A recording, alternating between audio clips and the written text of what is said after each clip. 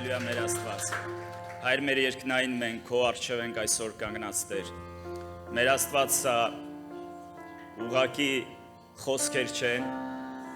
Մենք իրապես սպասում ենք քեզ Տեր։ Մենք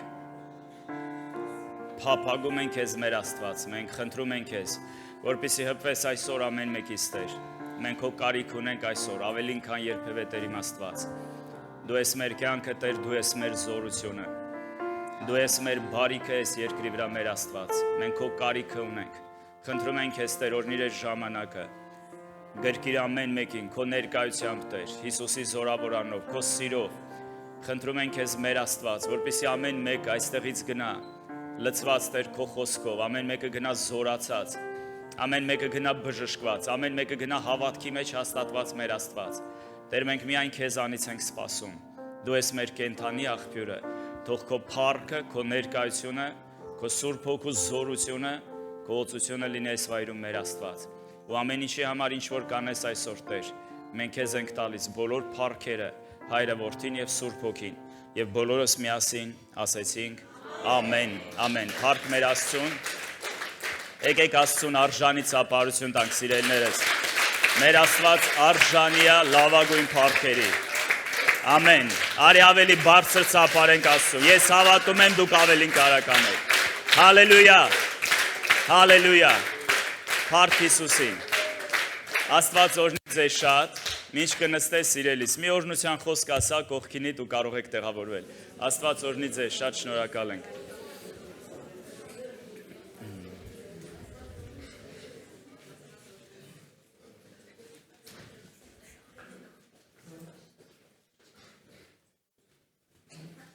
Ողջունում եմ ձեզ սիրելիներս, մեծ ուրախություն այսօր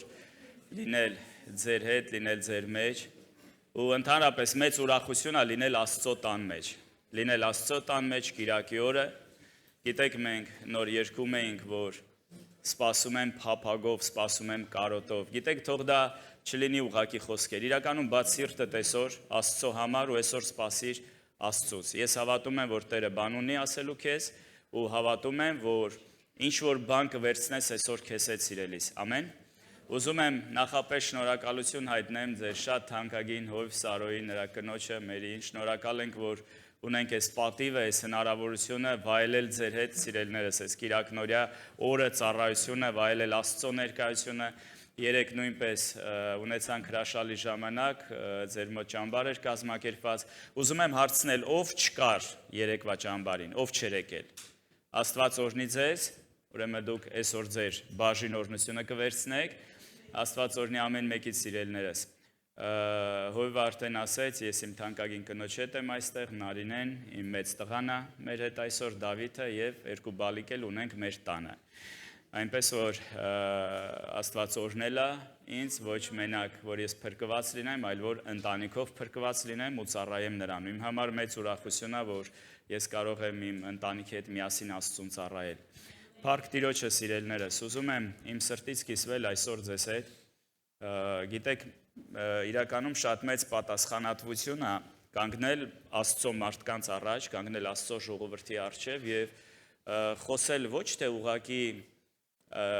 սիրուն խոսել, սենց ասեմ, սիրուն քարոզ տալ կամ լավ քարոզ տալ, որ դուք ոգևորված գնաք այստեղից։ Գիտեք, շատ կարևոր է, որպեսզի մենք զգանք, կարողանանք հասկանալ, կարողանանք Աստծուց ստանալ, ինչ է Աստված ուզում փոխանցել մեզ, ինչպիսին է Աստված մեզ տեսնում։ Գիտեք, երբ որ հայտնության գիրքը կարդում ենք, տեսնում ենք, որ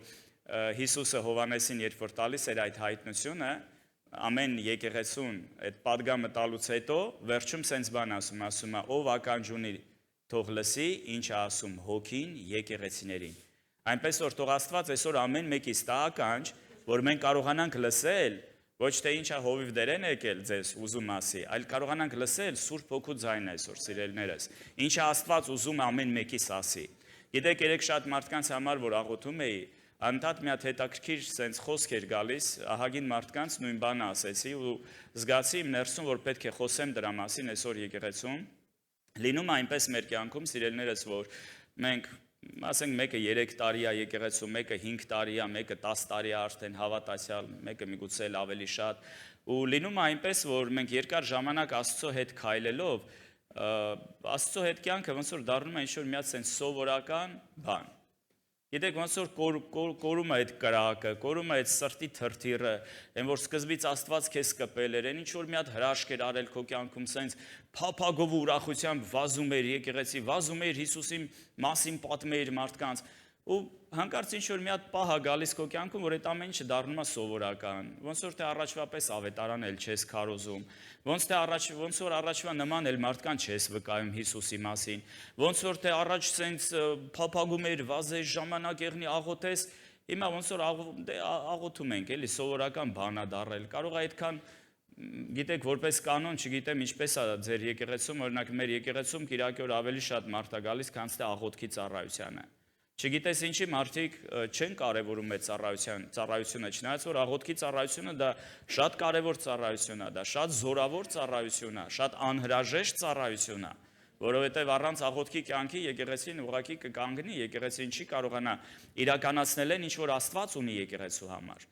Եվ գիտեք ոնց որ սեն շատ բաներ սովորական է դառնում մեր համար ու դա վտանգավոր է սիրելիներս, որովհետև դա կարա մեզ հեռացնի Աստծուց, դա կարա սառնություն բերի մեր կյանքում, դա կարա անտարբերություն բերի մեր կյանքում։ Եվ մենք հայտնության գրքի մեջ կարող ենք սենց մի հատ բան տեսնել, որ Աստված ասում է ես զզվում եմ գոլ վիճակից, տաք եղի, կամ սառ եղի, կամ ընդհանրապես սառ եղի, կամ էլ կրակոտ եղի, տաք եղի, այն ինչ որ անում է սենց մի հատ մենք հայերեն ասում ենք, հա ջիգարով արա, հա սենց սրտով արա։ Չեն որ մի բան մեկ անում ասում ես ջան, այ ենենց անես որ Աստված նայում ասի ջան, ապրես, ես ինչ լավ արեցիր, ես ինչ լավ քարոզ է, ես ինչ լավ խոսեցիր, ես ինչ լավ ես երկրպագում, ես ինչ լավ ես փառաբանում, որ գիտես են որ կայնում ենք անգամ փառաբանության, դա չանենք որպես ձևական ինչ-որ բան, դե երգում են բոլորը ես էլ եմ երգում, չէ որ մենք Աստծուն ենք փառաբանում, չէ որ մենք իր մասին ենք երգում, իր մեծություն ենք գովաբանում, իր սրբության մասին ենք պատմում։ Սիրելիներս ու դա իրականում պիտի կրակ լինի, գիտես մեր մեջ, պիտի զորություն լինի մեր մեջ։ Եվ ես մի բան եմ տեսնում նաև, որ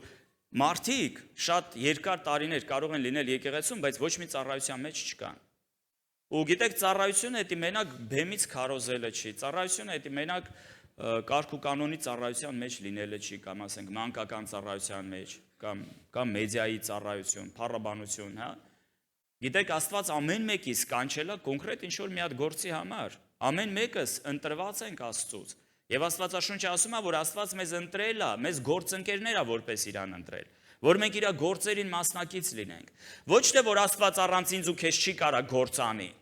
Ոչ թե որ Աստված առանց ինձ ու մենք չկայինք, երբ որ Աստված ստեղծեց աշխարհը։ Աստված հետո ստեղծեց մարդուն, ամեն ինչ ստեղծելուց հետո։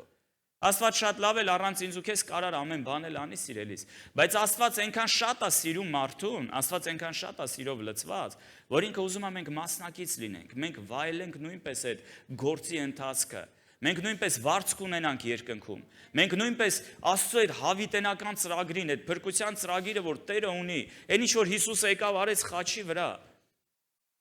ասեց գնացեք ամբողջ աշխարհ ավետարանը քարոզեք։ Գիտեք, երբ որ Աստծուն պետք է, ես շատ վկայություններ եմ լսել, որ Տերը հայտնվում է օրինակ շատ մուսուլմանների, տեսիլքով են տեսնում, երազով են տեսնում, մարդիկ դառնում են Հիսուսին։ Պողոս առաքյալին Հիսուսը անձամբ հայտնվեց։ Գիտեք, ես կարծում եմ, եթե Աստծուն պետք լիներ, Աստված ամեն մի մարդու էլ կարար անձամբ հայտնվեր։ Բայց Աստված ուզում է մենք մասնակից լինենք, որովհետև Տերը ընտրել է մեզ իր համար որպես ժողովուրդ, Աստվածաշունչը ասում է, ինչի համար, որ մենք իր առաքինությունները պատմենք։ Եվ գիտեք, շատ կարևոր է, որ մենք ոչ թե ուղղակի եկեղեցի հաճախող լինենք, որպեսզի մենք մասնակից լինենք։ Ես մեկ-մեկ մեր եկեղեցում ասում եմ, ես ուզում եմ, որ այսօր դուք մասնակից լինեք։ Ասում եմ, այս բեմը թատրոնի բեմ չի, ես դերասան չեմ, դուք էլ հանդիսատեսը չեք։ Մենք կենդանի եկեղեցի ենք։ Մենք բոլորս այստեղ Սուրբ Հոգով լցված մարդիկ ենք։ Ամեն։ Մենք բոլորս Քրիստոսին ենք պատկանում ու եկեղեցին դա կենդանի տեղ է, սիրելիներս, որտեղ ամեն մի մարդ մասնակից է։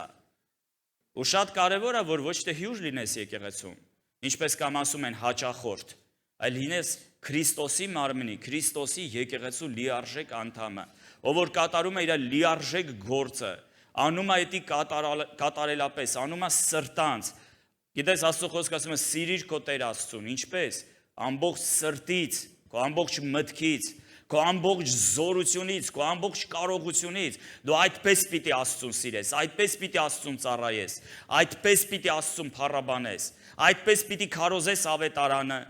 այդպես պիտի զոհաբերես ամբողջ սրտից, ամբողջ մտքից, զորությունից ու կարողությունից։ Ու ես այսօր ուզում եմ, սիրելիներս, մի քիչ շարժել ամեն մեկիդ։ Ես ուզում եմ, որ իրականում Տերը կպնի այսօր յուրաքանչյուրից Սուրբ Հոգին շարժի ամեն մեկիդ սիրտը, որ երբ որ այսօրվա ծառայությունը կավարտվի, ոչ թե դուք ուղղակի սենց դուրս գնաք ձեր գործերով ու կարծես ոչ մի բան չի եղել։ Ես շատ կուզենամ իմ մեծ ցանկությունն է, երբ որ ամեն մեկը դուրս կգաք ստեղից, յուրաքանչյուրդ որոշում կայացրած գնաք այստեղից։ Իմ այսօրվա ուղերձը ես այսպես եմ վերնագրել. Աստված մարդ է փնտրում։ Ոչ թե փնտրում է մարդուն, գիտեք դա կարելի է խոսել նրա մասին, երբ որ մեկը կորած է ու Աստված փնտրում է մարդուն։ Աստված ամեն մի մարդու կանչում է։ Ուրիշ ձև են վերնագրել. Աստված մարդ է փնտրում։ Աստված մարդ է փնտրում։ Մարդ է փնտրում ինչի համար, սիրելիներս։ Կուզենամ, գիտեք, գնանք Ծննդոց գիրք, մի հետաքրքիր տեղ կա, երբ որ հիշում եք, Աստված ստեղծեց ամեն բան, ստեղծեց Եդեմը, Եդեմի պարտեզը եւ այնտեղ դրեց մարդուն եւ գրված է, որ Աստված գալիս էր երեկոյան հով ժամին գալիս էր Եդեմի պարտեզ, օրվա հով ժամին գալիս էր Եդեմի պարտեզ մարդու հետ շփվելու համար։ Եվ օրերից մի օր, երբ որ մարդը մեղանչեց, նկատեք, որ Աստված չէր հեռացել մարդուց, մարդն էր հեռացել Աստծուց։ Գիտեք, Աստված միշտ ինձ ու քեզ մոտ է։ Աստված միշտ իր ձեռքը մեկնում է, դա մարդն է, որ իր ձեռքը չի մեկնում։ Դա մարդն է, որ միշտ հեռանում Աստծուց։ Աստված ասում է՝ հայրդ ու մայրդ էլ քեզ թողնեն, ես քեզ չեմ թողնի։ Աստված երբեք մարդուն չի թողնում, դա մարդն է, որ Աստծուն թողնում է, սիրելիներս։ Գիտեք, սենց մի հատ ձեզ ճշմարտություն էլ ասեմ։ Շատ մարդիկ մտածում են, ասում են, բա որ Աստված այդքան բարի է, ինչի է մարդուն դժոխք կուղարկում։ Չէ՞ որ Աստված սեր է։ Անգամ այսօր շատ ուղղություններ կան, քրիստոնեության մեջ մոլոր այտենց մոլար ուսմունքներ կան, որ Աստված սեր է, Աստված չի կարա մարդուն թույլ տա մարդը գնա դժոխք։ Ես ուզում եմ ձեզ մի ճշմարտություն ասել, սիրելիներս, մեծ հաշվով Աստված չի մարդուն ուղարկում դժոխք, մարդը ինքն է ընտրում լինել դժոխքում։ Իսկ Աստված մարդուն ազատ է ստեղծել։ Աստված մարդու կամքը գնահատում է, Աստված մարդու կամքը հարգում է։ Աստված բռնի կերպով ոչ մի գործ չի անում ոչ մեկիս կյանքում։ Աստված առաջարկում է, բայց մարդը ընտրում է։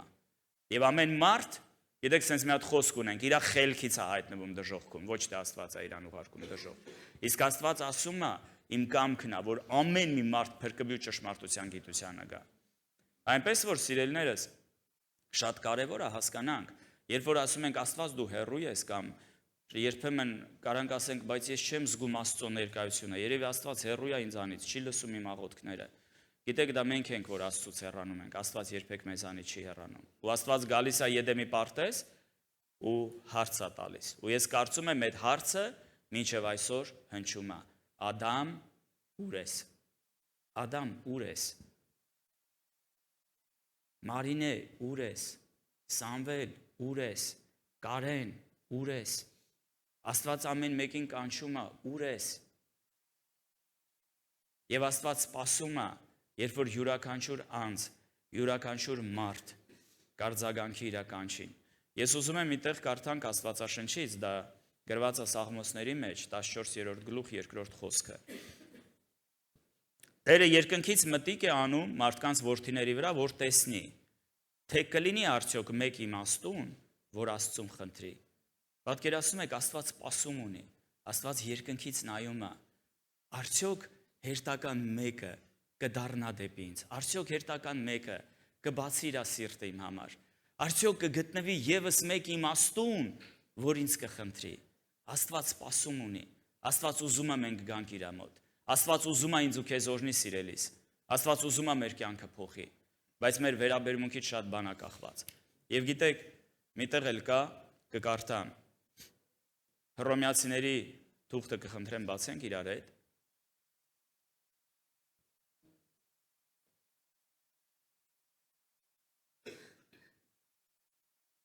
Եվ Պողոս առաքյալը Հռոմեացիներին ուղղված թղթում հետևյալ բանը գրում 10-րդ գլուխ 20-ից 21 խոսքերը։ Բայց Եսայան ավելի համարձակում է եւ ասում. Ես գտնվեցի նրանցից, որ ինձ չէին որոնում, հայտնի եղա նրանց, որ ինձ համար չէին հարցնում։ Բայց Իսրայելին ասում է. բոլոր օրը իմ ձեռքը մեկնեցի դեպի մի անհնազանդ եւ հակառակող ժողովուրդ։ Հետաքրքիր է, Աստված իր ժողովրդի մասին խոսում է, ասում է. բոլոր օրը իմ ձեռքը մեկնեցի դեպի մի անհնազանդ ու հակառակող ժողովուրդ։ Դուք հասկանում եք, Աստծո ցանկությունը այնքան մեծ է, Աստված ամեն օր իր ձեռքը մեկնում է։ Աստված ամեն օր իր ձեռքը տարածում է դեպի մեզ։ Ու Աստված սպասում է, երբ մենք մեր ձեռքը կպարզենք դեպի իրան։ Երբ մենք մեր ձեռքը կտարածենք դեպի իրան։ Եվ Եսայայի մարգարեության մեջ, այդտեղը երբ որ Պողոս առաքյալը մեջ բերում է, այստեղ ուզում եմ կարդամ հենց Եսայայի մեջից 65-րդ գլուխը 2-րդ խոսքը։ Ասում է. ես տարածեցի իմ ձեռքերը ամեն օր դեպի մի ապստամբ ժողովուրդ։ Եվ տեսեք ինչ է ասում, որոնք գնում են մի այնպիսի ճանապարհով, որ լավ չի, իրանց խորհուրդների հետևից։ Ինչի շատ անգամ մարդիկ չեն գնում Աստծո հետևից, որովհետև իրանց խորհուրդների հետևից են գնում,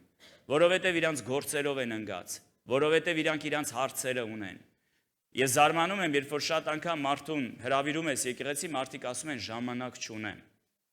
Գիտեք, տեսել եմ մարդ օրինակ, որ ասել է ժամանակ չունեմ, երկար, ասենք, ժամանակը ընթացքում քարոզում է իրան, օրերից մի օր ընկավ ոտքը ջարդեց։ Կես տարի մնաց տանը պառկած։ Ես էլ կիսա լուրջ, կիսա ծիծաղելով ասում էի, հա, հիմա ժամանակ ունես։ Գիտեք, կես տարի տանը պառկելու ժամանակ ուներ, ոչ սովից մեռավ, ոչ էլ դրսում հայտնվեց։ Ստացվում է կարելի է կես տարի անգամ մնալ տանը ու սոված չմնալ ու դրսում էլ չհայտնվել։ Գիտեք, այդ մնացած բաները, որ մենք շատ անգամ փորձում ենք մեզ արդարացնել, ժամանակ չունեմ, գործերը շատ է, դու որ իմանաս ես ինչքան հարցեր ունեմ, դու որ իմանաս ես ինչքան խնդիրներ ունեմ, չկա մարդ էս երկրագնդի վրա, որ չունի հարցեր, չունի խնդիրներ, չունի խնդիրներ։ Բայց Աստված կանչել է ինձ ու քեզ, ու Աստված գիտի, որ ես ու դու շատ բան կարող ենք անել։ Ամբողջ հարցը մեր որոշման մեջ է, ամբողջ հարցը մեր վերաբերմունքի մեջ է, մեր մոտեցումների մեջ է, ինչքանով ենք մենք գնահատում այն, ինչ որ Աստված ունի մեր համար, ինչքանով ենք մենք գնահատում այն կանչը, որ Աստված տվել է երկնքից ինձ ու քեզ,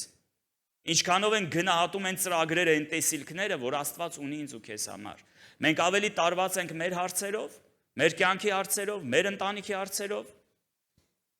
Դուք ասես, ինչ է եղբայր, ինչի դա սխալ է մտածել ընտանիքի մասին, ինչի դա սխալ է մտածել երեխաների մասին, ինչի դա վատ է աշխատել։ Միանշանակ ոչ, սիրելիներս։ Բայց դա վատ է այն դեպքում, երբ որ ինչ որ բան քեզ հեռացնում Աստծուց։ Դա վատ է այն դեպքում, երբ որ դու ինչ որ բան պատճառաբանում ես, որպեսզի Աստծուն չծառայես։ Գիտեք, մեր եկեղեցում, ես կարծում եմ ձեր եկեղեցում էլ եւ ուրիշ եկեղեցիներում էլ տեսել եմ, մարդիկ կան երկար տարիներ եկեղեցում են, ոչ մի գործ չեն անում եկեղեցում։ Գալիս են, նստում են, քարոզը լսում են, գնում են իրանց տուն։ Բայց ես վստահ եմ, Աստված ուզում է ամեն մեկը իր մասնակցությունը ունենա իր գործի մեջ։ Աստված ձեզ կանչել է այս քաղաքում ինչ որ բան անեք, սիրելիներս։ Աստված ընտրել է ձեզ։ Դուք ասես, բայց դե ես տենց ինչ որ տաղանդներ էլ է, տենց ես իմ ինչ չունեմ, ախր ես չեմ կարա տենց սիրուն խոսամ էլ, իմ մոտ դժվար է ստացվում ավետարանը քարոզեմ։ Մովսեսն էլ էր տենց մտածում։ Բայց Աստված ընտրեց Մովսեսին ու հզոր բաներ արեց։ Գեդեոնը վախենում էր։ Աստծո հրեշտակը եկավ, ասեց, ով Աստծո զորավոր։ Գնաց թշնամու հսկա բանակը հաղթեց։ Մենք ուժեղ ենք Աստծով, սիրելիներս։ Մենք ինքներս չենք կարող անել, այո, բայց երբ որ ես ու դու Աստծո հետ շարժվում ենք, անհնարինը դառնում է հնարավոր բան։ Երբ որ Աստծո հետ ենք շարժվում, վախերը գնում է։ Երբ որ առանց Աստծո ենք, վախերը այդ ժամանակ են գալիս։ Գիտեք, Աստծո խոսքը ասում է, ուր Տիրոջ հոգին է, այնտեղ կատարյալ ազատություն է։ Երբ որ դու Սուրբ Հոգով լցված ես, վախը քո կյանքում տեղ չունի։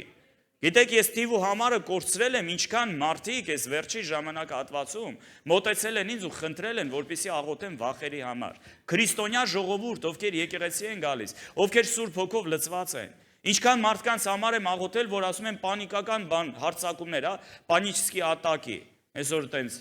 շատ տարածված դա արտահայտություն է, պանիչսկի ատակի։ Գիշերները մարդիկ չեն, տանը նստած ինքն իրան վախենում է, չի հասկանում է, թե ինչ է կատարվում։ Ես կարծում եմ, մենք կարիք ունենք ավելի մտերիմ հարաբերություններ Աստծո հետ կառուցելու,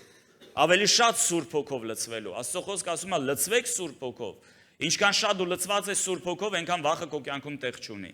Այնքան անհանգստությունը քո կյանքում տեղ չունի։ Ու շատ անգամ ես թվում է մենք հեսա կգնանք այս խնդիրն էլ կլուծենք, այս հարցն էլ կլուծենք, հեսա ես էլ կանեմ, հեսա մի քիչ մնաց,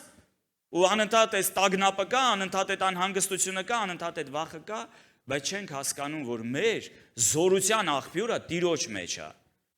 Եվ Աստված ասում է իմ օրհնությունն է, որ հարստացնում է, հետը տրտմություն չի բերում։ Բայց մենք գնում ենք, առանց Աստծո փորձում ենք ինչ-որ բան անել, տրտմություն է գալիս ու ասում ենք ինչու։ Ինչի այսքան բան անում եմ, չի ստացվում։ Որովհետև շատ բան փորձում ես քո ուժերով անել։ Իսկ Աստված ուզում է, որ դու իր հետ շարժվես։ Այդ ժամանակ դժվարը հեշտ կդառնա քո կյանքում, սիրելիս։ Ամեն։ Ես չեմ ասում, որ խնդիրներ չի լինի, խնդիրներ միշտ էլ կլինեն։ Բայց ասում եմ, մենք հաղթում ենք նրանով, որ սիրեց մեզ ու իր կյանքը տվեց մեզ համար։ Ամեն։ Ամեն։ Փառք Հիսուսին։ Գիտեք, Աստծո ցանկությունը նրանում է, պատմության մեջ մենք տեսնում ենք Աստվածաշունչը կարդալիս, Աստված շատ մարդկանց է ընտրել։ Հա, շատ հայտնի անուններ կան, ասենք Աբրահամը, Նոյի մասին դե բոլորս գիտենք, չէ՞։ Ով չգիտի Մովսեսի մասին, ով չգիտի Պողոս առաքյալի մասին, չէ՞, Աստված ինչ-որ մարդկանց է ընտրել պատմության մեջ, Դավիթին, դեք սենց վառ անուններ կան, ու էլի կարանք թվենք այդ շարքը անունների։ Բայց ես վստահ եմ, սիրելիներս, որ Աստծո ցանկությունն է ոչ թե Աստված ունենա ինչ-որ մարդիկ առանձին, այս մեկը աստղ է, ինքը փայլում է, բեմից դեն մնացածն էլ այդքան կարևոր չի։ Չէ, սիրելիներս, Աստված ուզում է ամեն մեկս փայլենք։ Աստված ուզում է ամեն մեկս լինենք մեր կոչման մեջ։ Երբ որ մի օր Աստված Մովսեսին ասեց առանձնացրու, դեղ մարդկանց 7 տասնյակ մարդիկ պետք է առանձնանային ու որ պետք է համար Մովսես աղոթեր, Աստված ասեց այն հոգին, որ քո վրա է, կդնեմ իրանց վրա ու իրանք քեզ կօգնեն։ Երկուսը մնացել էին բանակում։ Բայց երբ որ Աստծո հոգին եկավ, այդ երկուսը այն մնացածի հետ չէին, սկսեցին բանակում մարգարեանալ։ Եկան Մովսեսի մոտ, ասին. Մովսես, բա այ նրանք այնտեղ մեր հետ չեն, այն երկուսը, որ չեն եկել, բայց մարգարեանում են։ Մովսեսը մի հատ հետաքրքիր բան ասում. երանի թե Աստծո բոլոր մարդիկ էլ մարգարեանային։ Երանի բոլորը սիրելիներս ծառայեին։ Երանի բոլորը ավետարանիչներ լինեին, երանի բոլորը մարգարեներ լինեին, երանի բոլորը մարդկանց համար աղոթող ու բժշկողներ լինեին, ազատագրողներ լինեին։ Եվ Աստված այսօր ուզում է բոլորը, ոչ թե մեկը, բոլորը ունենան մասնակցություն։ Ամեն մեկը, ով որ ստեղ նստած է, Աստծո համար դուք շատ կարևոր եք, դուք շատ թանկ եք։ Աստված նպատակ ունի յուրաքանչյուրիդ կյանքի համար։ Եվ տեսեք, Հովհաննեսի ավետարանի մեջ մի հետաքրքիր տեղ կա, երբ որ այդտեղ երկխոսություն է Հիսուսի եւ Սամարացի կնոջ, 4-րդ գլուխ 23-24 խոսքում նա այսպիսի մի բան ասում. բայց ժամանակը գա եւ հիմա է, որ ճշմարիտ երկրպագողները հոգնակի է խոսում, հոգով եւ ճշմարտությունով կերկրպագեն հորը, որովհետեւ հայրն էլ այսպես է ուզում իր երկրպագողներին։ Ռուսերենի մեջ գրված է իշիտ։ Ես բացեցի բնագիրը նայեցի հունարեն, այնտեղ նույնպես գրված է փնտրում է, ոչ թե ուզում է, փնտրում է բառնա գրած։ Աստված փնտրում է հոգով եւ ճշմարտությունով իրան երկրպագողների։ Պատկերացնում եք, սիրելիներս, այս երկրագնդի վրա տասնյակ, հարյուրավոր, միլիոն քրիստոնյաներ կան։ Աստված փնտրում է։ Աստված փնտրում է մեկին, ով որ հոգով ու ճշմարտությունով կերկրպագի իրեն։ Եվ տեսեք, հետո ասում է, Աստված հոգի է եւ նրան երկրպագողները պետք է հոգով եւ ճշմարտությունով երկրպագեն։ Փառք Տիրոջը, սիրելիներս։ Գիտեք, այսօր շատ մարդիկ են գալիս եկեղեցի, բայց միշտ մշակների պակաս կա, միշտ մշակների կարիք կա։ Հիսուսը մի օր ասեց. հունձքը շատ է, մշակները քիչ են։ Այսօր ձեր հովի հետ խոսում էինք, հա, ասենք Շոլկով քաղաքից էր խոսում, ասում էր, այ եթե Սերգեև Պասադում կարողանանք թիմ ձևավորենք, մեկին այնտեղ պատասխանատու դնենք, կարելի է Շոլկովում սկսել։ Մեծ քաղաք է, էլի կարելի է գործ անել։ Գիտեք, նույն խնդիրը մեր մոտ կա։ Ես կիսվում էի, մեր մոտ նույնպես 3 Կալուգայի մարզի մեծ 3 քաղաքներում, Կալուգա, Օբնինսկ, Մալայերասավեց քաղաքներում աշխատանք ունենք։ Դրանից բազներ կան, որտեղ նույնպես աշխատանք գյուղեր կամ ինչ-որ, ասենք, ռայոնի այտենց կենտրոններ կան, որտեղ նույնպես աշխատանք ունենք, խմբակներ ունենք։ Ու ամենտեղ մարդու կարիք կա, ամենտեղ կարիք կա, որ մեկը գնա, ամենտեղ մի քանի ընտանիքներ կան, ամենտեղ հովիվների կարիք կա։ Հունցքը շատ է, սիրելիներս, մշակները քիչ են։ Ու մենք մտածում ենք, այ հեսա ինչ-որ մեկը, ինչ-որ տեղից կգա մեզ կօգնի, չէ, մեր մեջից պիտի բարձրանան մարդիկ։ Մեր մեջից պիտի մարդիկ դառնան առաջնորդներ, դառնան ավետարանիչներ, դառնան մարդիկ, ովքեր որ կհնազանդվեն Տիրոջ կանչին ու կգնան Աստծո փառքը կտանեն այս աշխարհի մեջ, կգնան ու մարդկանց կփրկեն սատանայի ճանկերից, դժոխքից ու կբերեն Աստծո արքայության մեջ։ Եվ գիտեք, ուզում եմ միտեղ էլ կարդամ հետաքրքիր, Եզեկիելի մարգարեության մեջ, Եզեկիելի 22-րդ գլուխ 30 խոսքում սենց մի հետաքրքիր բան կա գրված։ Եվ ես նրանցից մարդ որոնեցի Պարիս պշինող եւ խրամատության առաջին կանգնող իմ դիմացը երկրի համար, որ նրան չապականեմ, բայց չգտա։ Պատկերացնում եք, Աստված նայում է այդ երկրին, նայում է այդ ժողովրդին, Աստված չի տեսնում մեկին, մարդիկ այնքան են տարված իրանց հարցերով, իրանց հոգսերով։ Ով է հիշում Սոդոմի մեղքը։ Միտեղ գրված է մարգարեությունների մեջ, ասում է, ահա, սա էր Սոդոմի մեղքը ու Գոմորի մեղքը։ Ինչն էր, սիրելիներս։ Հպարտություն, անհոգություն ու հացի կշտություն։ Այս վերջերս մեկը ինձ հարց տվեց. Որն է ամենադժվար փորձությունը, երբ որ մարդու կյանքում խնդիրներ կա, թե երբ որ մարդու կյանքում ամեն ինչը լավ է։ Գիտեք, մեզ թվում է, հեսա այս հարցն էլ էս սաղ լավ կլինի, հեսա տուն էլ կսարքեմ, ավտոն էլ կառնեմ, ծառն էլ կտնկեմ, երեխեքիս էլ կտեղավորեմ, ու վсё, անհոգ կապրեմ։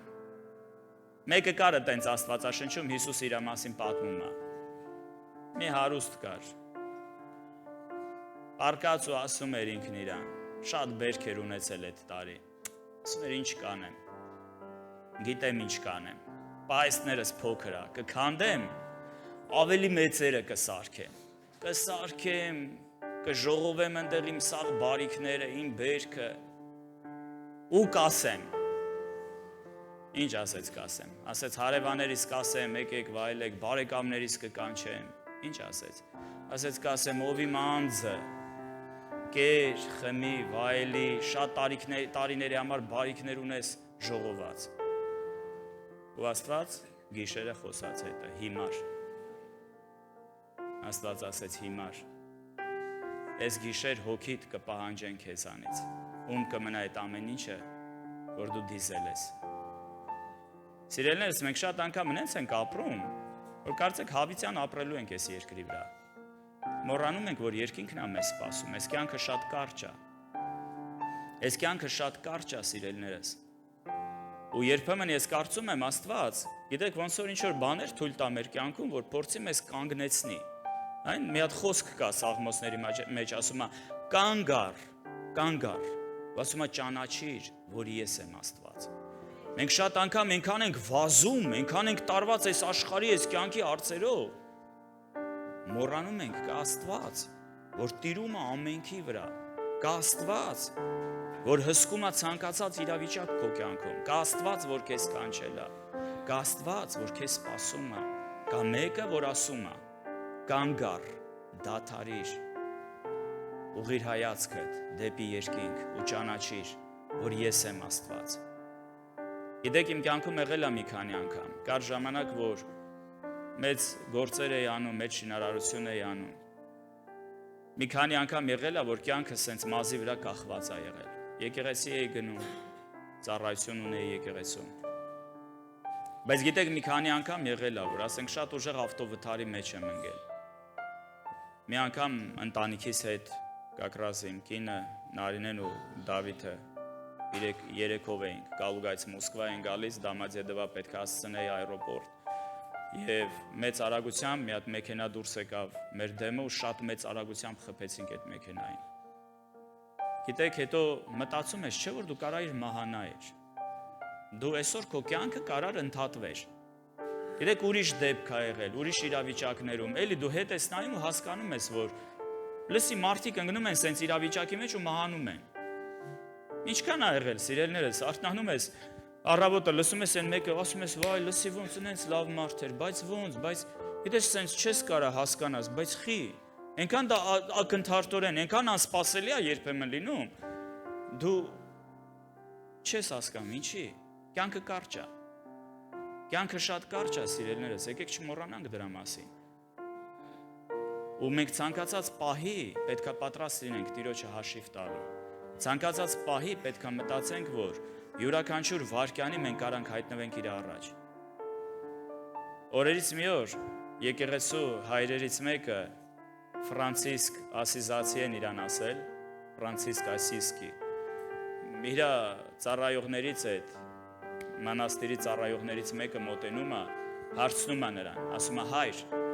եթե ասում է ինքը խոտ քաղելուս է լինում այդ ժամանակ, եւ մեկը մոտենում է իրան ծառայողներից այդ տաճարի, ասում է, եթե հիմա դու իմանայիր, որ մի ժամ հետո դու մեռնելու ես, ինչ կանեիր։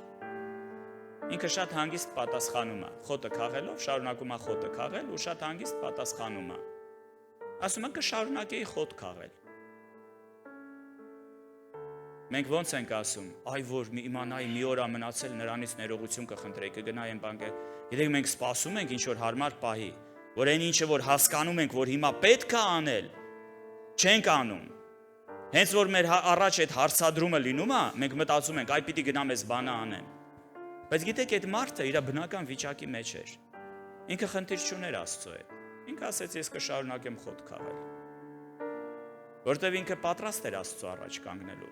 Գիտեք, եկեք նենց ապրենք, սիրելիներս, որ ամեն վայրկյանի պատրաստ լինենք Աստծո առաջ կանգնելու։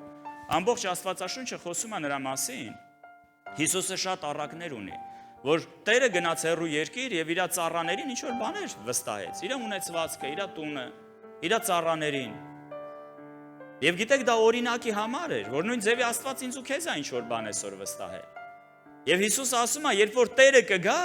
հաշիվ է պահանջելու։ Օրերից մի օր մենք բոլորս հաշիվ ենք տալու, սիրելիներս Աստծուն։ Ոնց ես վարվել քո ժամանակի հետ, ինչպես ես վարվել քո ֆինանսների հետ, ինչպես ես վարվել քո ընտանիքի հետ, ինչպես ես վերաբերվել քո կնոջ հետ, ինչպես ես վերաբերվել քո ամուսնու հետ, ինչպես ես վերաբերվել քո երեխաների հետ, քո քրոջ հետ, քո եղբոր հետ։ Աստված հարցնելու է, որովհետև այդ ամեն ինչ Աստծուց պարգև է մեզ երկնքից տրված։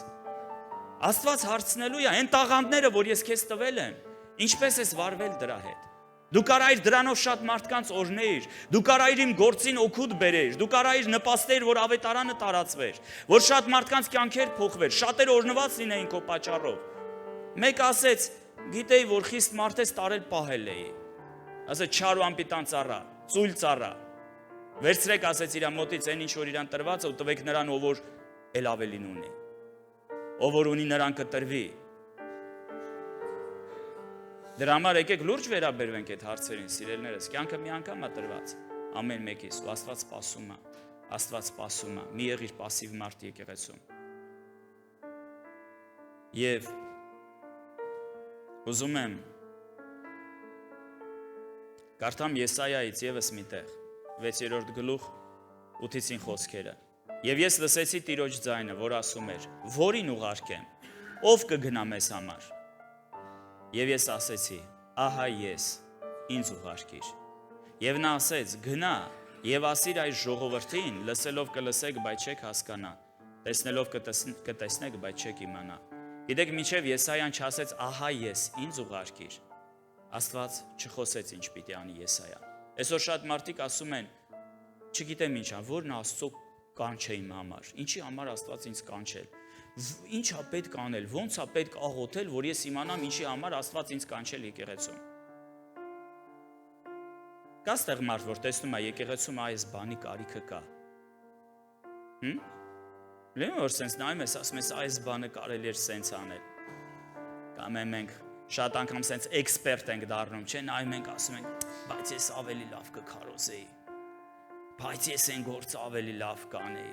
բա այն մեկը, որ երգում է, հələ երգած ձևին սրա, այ ես ավելի լավ կերգեի, հելի երգի քո երկացնել կտեսնենք, ով է քեզ արգիլում, Եթե դու տեսնում ես մի բանի կարիք կա, եթե Աստված աչքերդ բացել է, դա տեսնես, կարող է հենց դրա համար էլ Աստված քեզ կանչում է։ Էքսպերտ լինելու փոխարեն դառը ծառայող, սկսի ծառայել, սկսի դա անել։ Ու ամեն ինչ իր տեղը կընկնի, սիրելիներս։ Ամեն։ Երկու մարդ կար Աստվածաշնչում, վերջի օրինակը, որ ուզում եմ կարդալ Աստվածաշնչից ու իրար հետ հետո աղոթ կանենք։ Գիտեք, երկու թագավոր կար ինքը տակարանում։ Մեկը Սավուղն էր, մեկը Դավիթը։ Աստված ընտրեց Սավուղին, Աստված ինքը ընտրեց Սավուղին։ Սավուղը անգամ չէր էլ մտածում ու սպասում, որ ինքը կարա թագավոր դառնա։ Բայց մի խնդիր կար։ Սավուղը պատրաստ չէր անելու այն, ինչ որ Աստված իրան ասում էր։ Եվ առաջի թագավորած 13-րդ գլխում 14 խոսքում կա այսպիսի բան գրված։ Բայց հիմա ինքը մի բան էր արել, ինչ որ Աստված ասել էր, արա, ավելի ճիշտ, ինքը դա չէր արել։ Եվ Աստված ուղարկում է իր մարգարեին Սամուելին, ասում է գնա ու իրան ասա այն, ինչ որ ես կասեմ։ Եվ գալիս է Սամուելը ու ասում է, բայց հիմա քո թագավորությունը հաստատ չի լինելու։ Տերը իր համար իր սրտի համեմատ մարդ է ուզում, որին իշխան նշանակի Տերը իր ժողովրդի վրա, որովհետև դու չպահեցիր ինչ որ Տերը քեզ պատվիրել էր։ Սավուղը զրկվեց իր թագավորությունից, օծությունը գնաց կյանքից, Սուրբ Հոգին թողեց Սավուղին։ Ինչի համար, որովհետև Աստված ինչ որ ասել էր ինքը չէր արել, գնացել դրա հակառակն էր արել։ Ու գիտեք, շատ անգամ լինում է այդպես, Աստված քեզ մի բան ասում է, արա, դու գնում հակառակն ես անում։ Աստված քեզ կանչում է, քեզ սպասում է, ասում է ես ձեռքս տարածում եմ, բայց ասում է իրանք իրանց խորհուրդների հետևից են գնում։ Ինչքան մարդիկ կան այսօր, սիրելիներս, որ իրանց խորհուրդներով են մենակ տարված։ Իրանց կյանքով են մենակ տարված, մոռանում են, որ իրանց կյանքը Աստծուն է պատկանում։ Հիսուսը մեծ գին է վճարել։ Ու Աստվածաշնչում մի պարզ ճշմարտություն կա։ Առաքյալը հարց է տալիս, ասում է, չգիտեք, որ դուք ձերը չեք։ Թանկ գնով եք գնվել, ասում է, ոչ թե ապականացու արծաթով ու ոսկով, այլ Քրիստոսի պատվական արյունով։ Թանկ գին է վճարված քո համար, սիրելիս, որ դու փրկված լինես։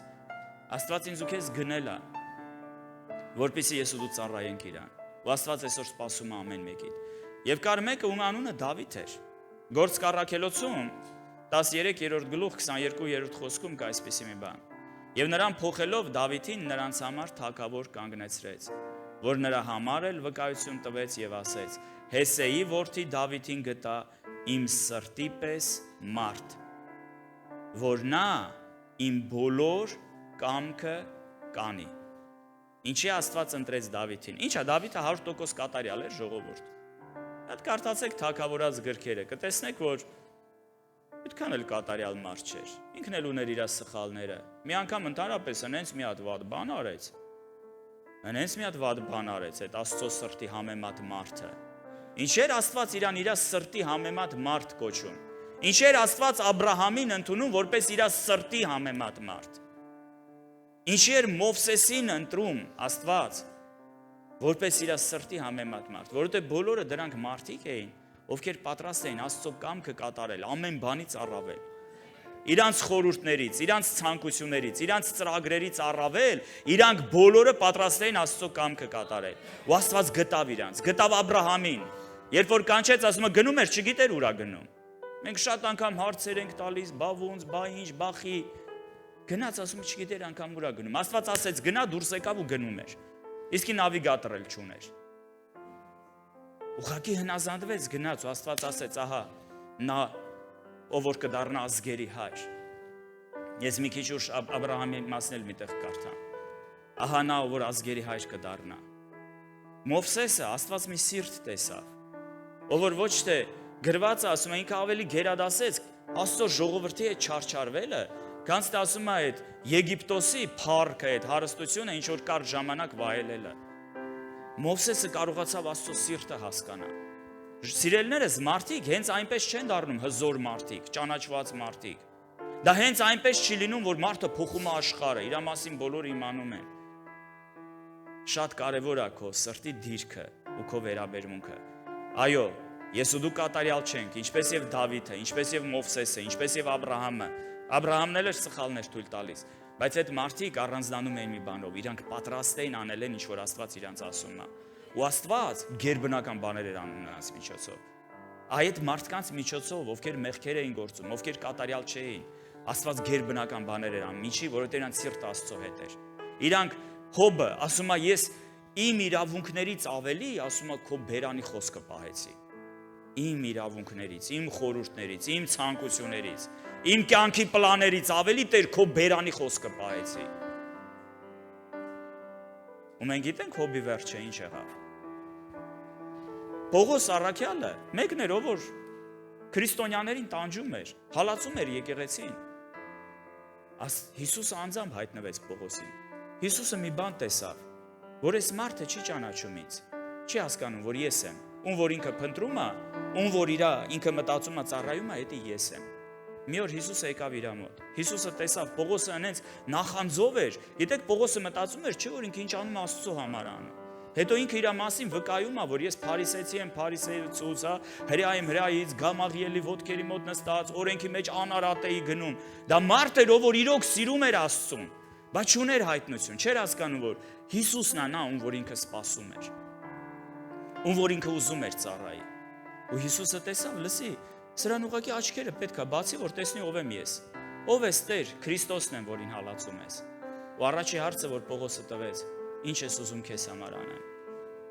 Պողոսը չէր էլ կարա ուրիշ բան ասի, որովհետև մենք հետո տեսնում ենք իր կյանքի պատուղները։ Ինքը պատրաստ էր Քրիստոսին ծառայի։ Հետո միտեղ էլ Դավիթի մասին կարդամ, 3 Թագավորաց 15:5,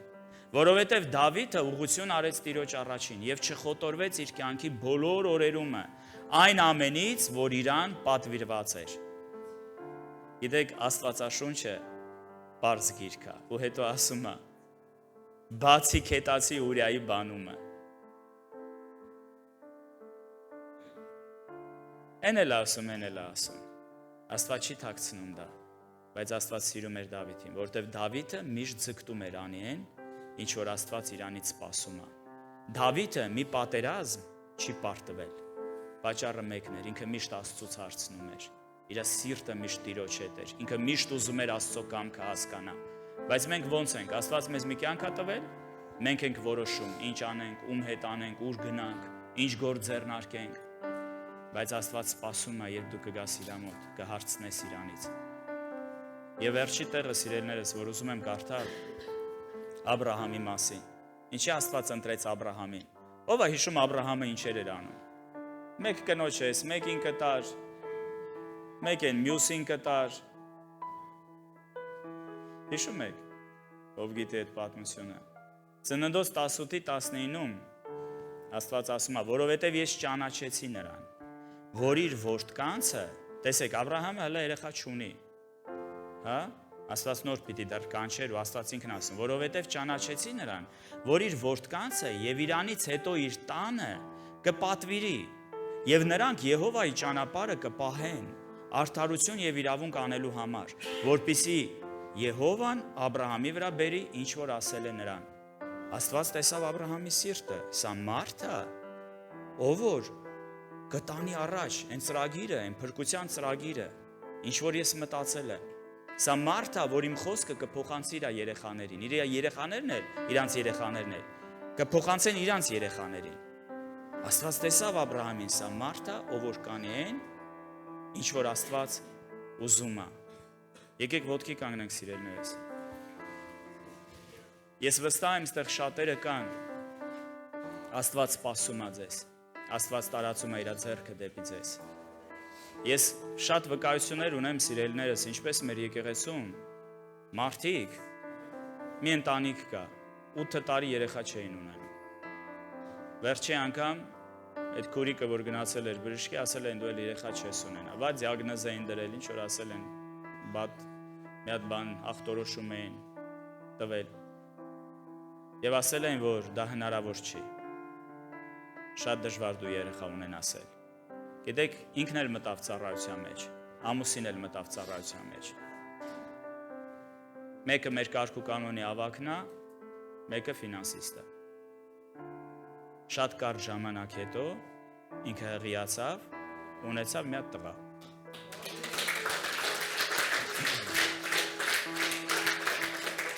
Ես կարող է ինչ-որ մեկ ասի զուգադիպություն էր, չէ։ Հետո մի հատ աղջիկ էլ ունեցան։ Իրանք պլանավորել էին մի հատ տղա, աղջիկան չէին պլանավորել։ Աստված ասեց, ես էլ բոնուս։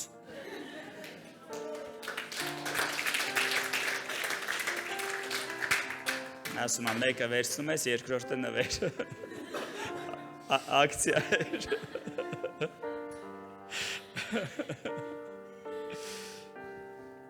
Աստվածաշնչում կան այդպես պատմություններ։ Հիշեք Զաքարիային ու Եղիսաբեթին, ծեր էին, բայց ասում է շարունակում էին ծառայել Տիրոջը, արդար էին ու Աստծո ճանապարհներով էին քայլում։ Ով ծնվեց, Հովհաննես Մկրտիչը ծնվեց։ Հիշեք Անային, Սամուելի մասին էինք խոսում, եկավ Աստծո մոտ։ Ինչ ասեց, ասեց, քեզ կնվիրեմ երեխիս։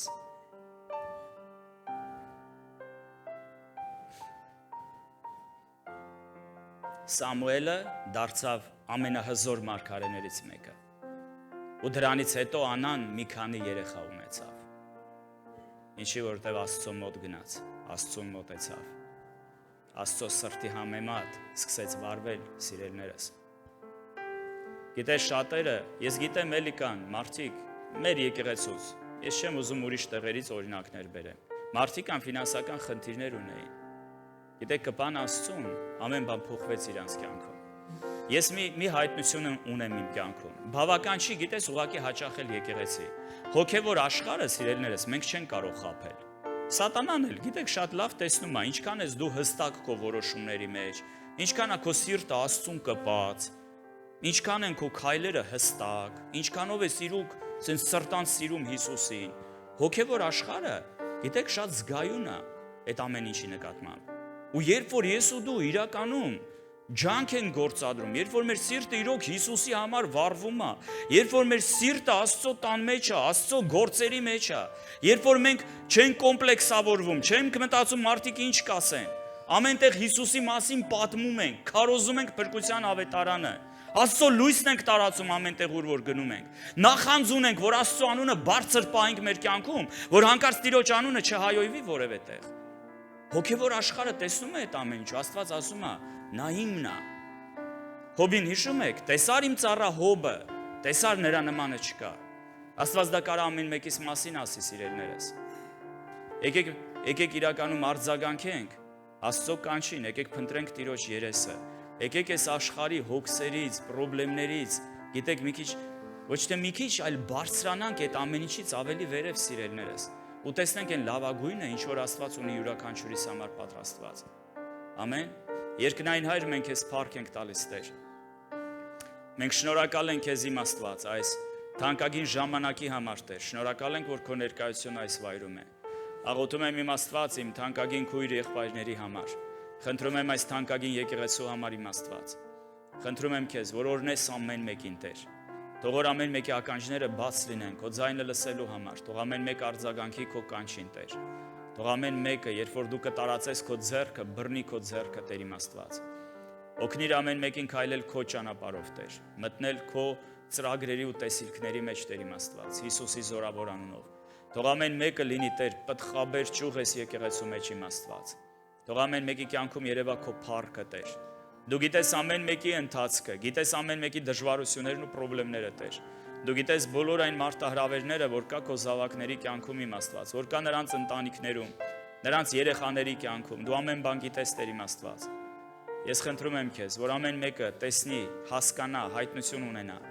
որ դու ես, Տեր, դու ես այն մեկը, այն միակը, ում կարիքը նրանք ունեն, որպեսզի ամեն մեկը քեզ բռնի, Տեր,